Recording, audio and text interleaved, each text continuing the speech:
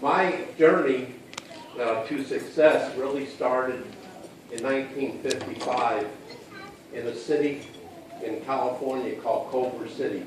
And I'm sitting at a table with the Levinson family, and guess where they live? Culver City, California. Now, how strange is that?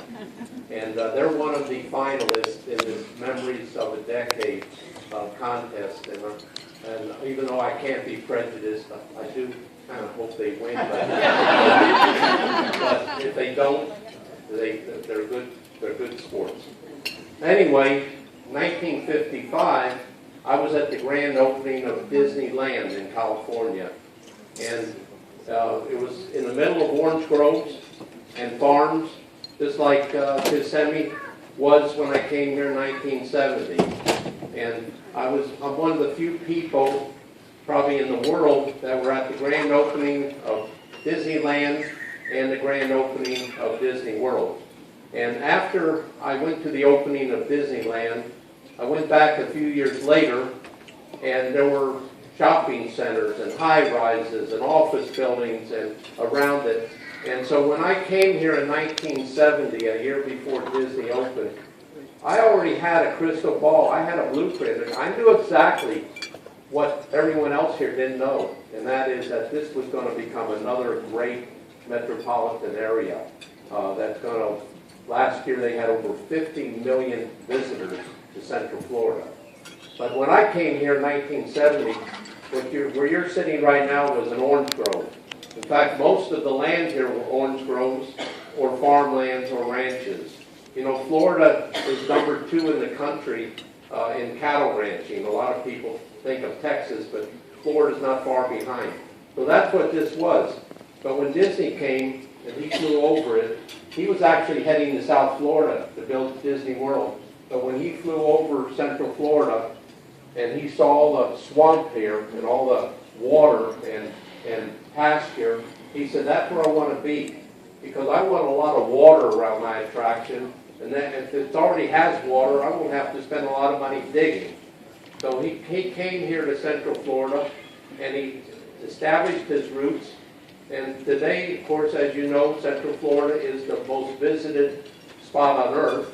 And Disney has had a huge success, and of course, it spawned SeaWorld and Universal and a lot of the other attractions, and it also spawned Westgate. So the name Westgate is because we're west of the original entrance to Disney, west of the Disney main gate, and that's why we call it Westgate. This was, where you are right now is 3,500 villas. It's equivalent to about 7,000 hotel rooms. And it's the largest timeshare anywhere in the world. It's our flagship property, and we're very proud of it. We have 27 other resorts around the United States in 11 states. So you winners, not only will you come back here, but you can visit any one of our other 27 resorts as well. Our dude ranches was explained. We're in Williamsburg, Gatlinburg, Myrtle Beach, Branson. We're all over the country, anywhere you'd like to go. But of course, our Kissimmee partners want you to come back here and spend many years. But you could actually come back here, eight of your trip. We have 8 resorts in Central Florida. You could actually come 8 years and stay at a different resort every time. But I have a feeling that if you come back, you're probably going to want to stay here, because this is the biggest, the finest, the best timeshare anywhere in the world. We're very proud of that. But I want to welcome all of you, and congratulations. And I don't know what, they didn't tell me who the winner is, and I didn't ask them.